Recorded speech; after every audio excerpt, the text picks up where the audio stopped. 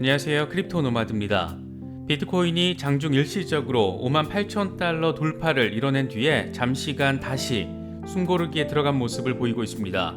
시장 전반이 다소 조용한 느낌을 주다 보니까 마저 치고 올라갈지 좀 더 후퇴하면서 조정을 받을지 이래저래 주목도가 높아지고 있는 그런 상황입니다.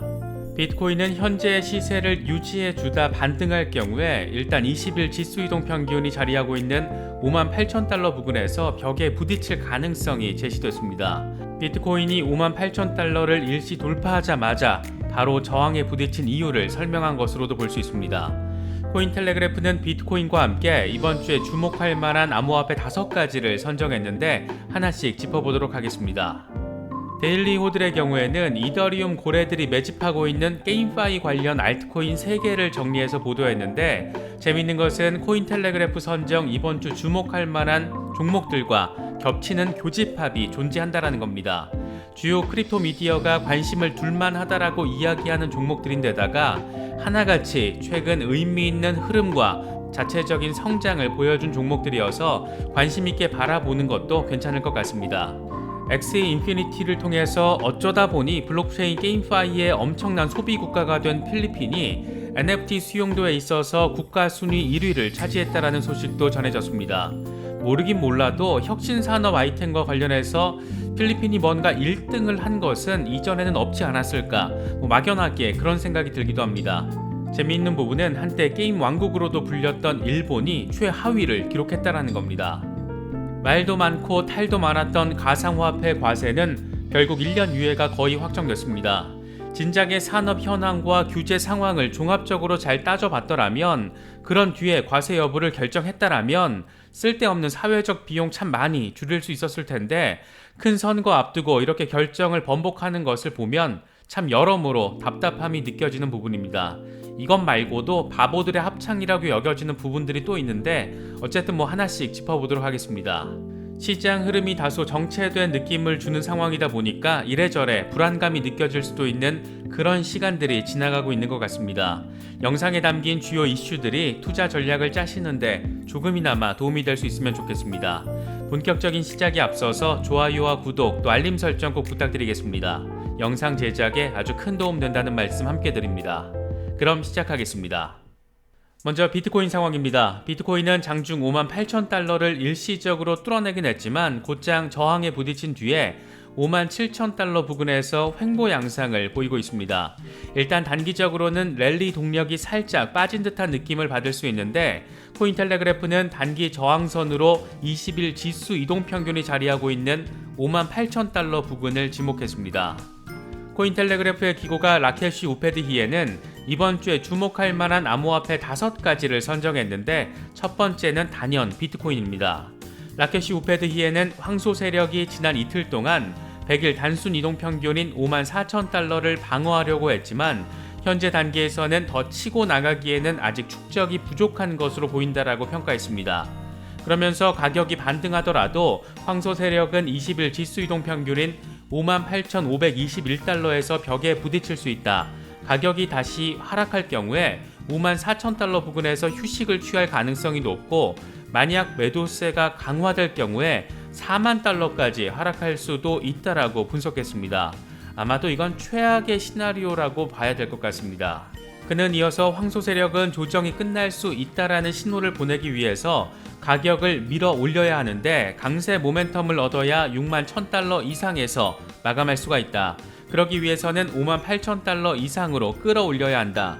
이 부분이 황소 세력이 극복해야 할 가장 중요한 저항 영역이다. 만약 저항에 부딪혀서 53,000달러 아래로 떨어지면 매도가 가속화될 수 있고 그럴 경우에 5만 달러 지지선으로까지 후퇴할 수 있다라고 내다봤습니다. 라케시 우페드히에는 다음으로 바이낸스 코인을 이번 주 주목할 만한 종목으로 꼽았습니다. 그는 바이낸스 코인은 20일 지수이동 평균인 590달러 근처에서 황소와 곰의 대결을 목격하고 있다. 곰 세력은 일단 590달러 아래로 끌어내리긴 했지만 촛대의 긴 꼬리가 보여주듯이 더 낮은 수준에서 축적이 이루어졌다라는 점을 보여준다. 황소 세력이 가격을 621달러 이상으로 밀어올리면 다시 669달러에서 691달러 오버헤드 저항 영역까지 랠리할 가능성도 있다라고 분석했습니다. 루나의 경우에는 황소 세력이 11월 24일부터 26일까지 지지선을 성공적으로 방어했고 20일 지수 이동 평균인 44.33달러 위로 밀어올렸다. 황소가 이 가격 이상을 유지한다면 52달러까지 상승한 뒤 다음에는 사상 최고가인 54.95달러를 다시 리테스트할 수 있다. 반면 44달러 수준 이상으로 유지되지 않으면 트레이더가 랠리에서 매도하고 있다는 것을 보여주는데, 그러면 곰 세력은 다시 가격 하락 시도에 나설 것이고 32달러에서 24달러까지 후퇴할 수도 있다, 이렇게 설명했습니다.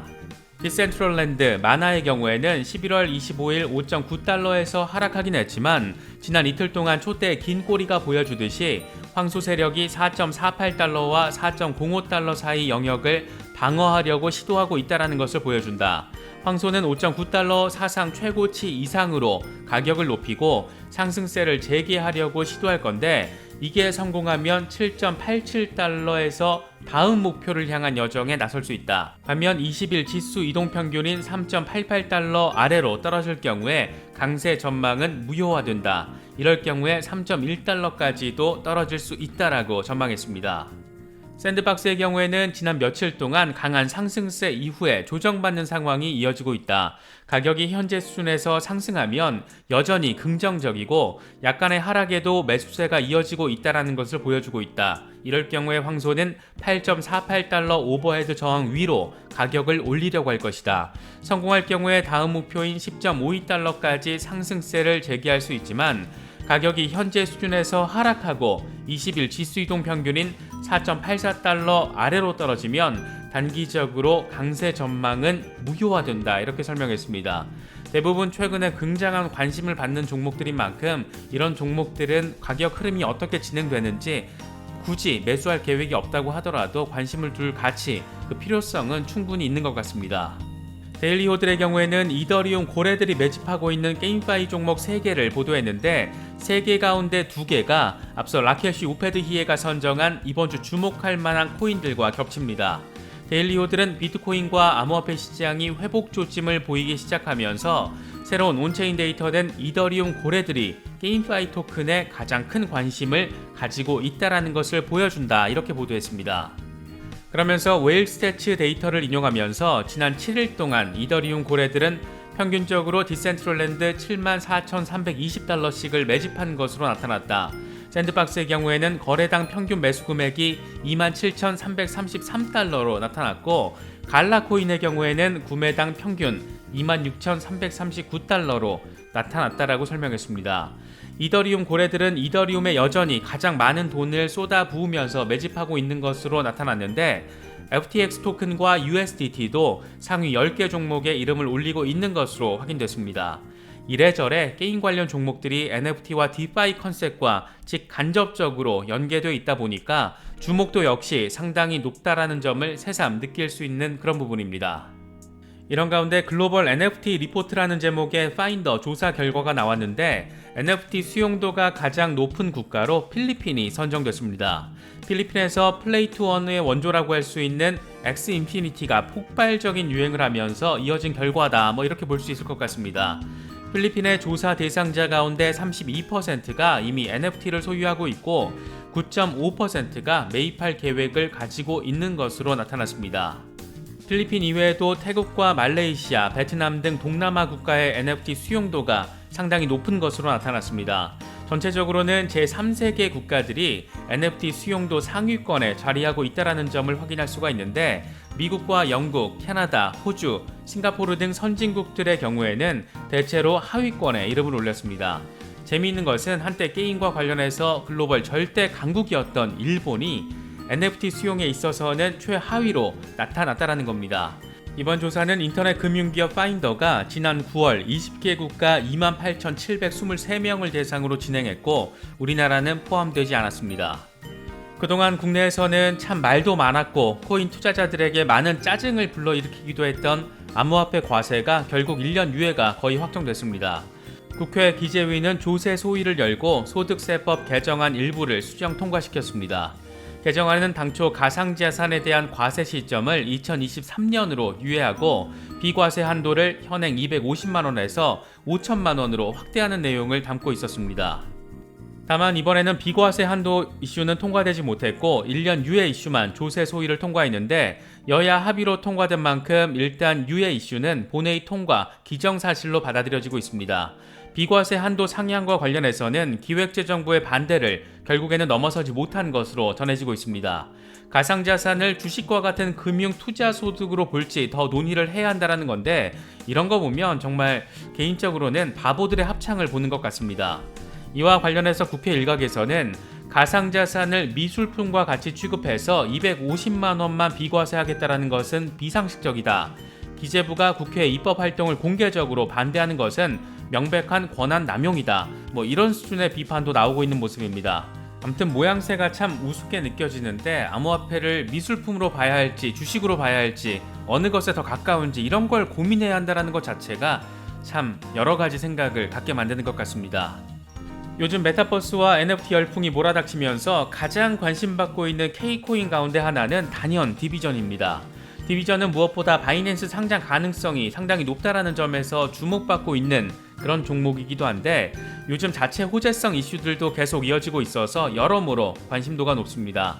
이번에는 NFT 소셜 플랫폼 디파인과 NFT 생태계 확장을 위한 전략적 파트너십 체결 소식이 전해졌습니다.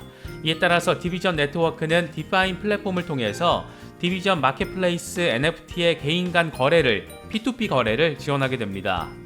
파트너십의 일환으로 디파인은 디비전 월드의 일부인 랜드를 소유하게 되고 디파인 팀은 랜드에서 가상 갤러리를 구축할 예정입니다. 김치코인으로 불리던 K코인의 위상이 갈수록 더 높아지고 있는 것 같아서 반갑기도 하고 조만간 더 큰 호재성 이슈가 더해질 수 있다라는 기대감도 상당하다라는 점에서 여러모로 기대가 되는 종목이라고 개인적으로는 생각하고 있습니다. 그런데 이미 오르긴 또 엄청 오른 상태여서 장기 투자 종목으로 신규 진입을 노리고 계신 분들이라면 관심 종목에 넣어두고 리서치할 가치는 충분한 종목이 아닐까 생각됩니다. 언제나 말씀드리지만 호재 떴다고 덜컥 들어가면 대부분 물리기 십상입니다. 시장 흐름이 어수선하다, 답답하다, 불안하다 이런 여러 감정들에 대한 이야기들이 곳곳에서 포착되고 있는 것 같습니다. 그럼에도 불구하고 크립토 마켓을 둘러싼 이슈들은 지금도 전 세계 곳곳에서 쏟아져 나오고 있습니다.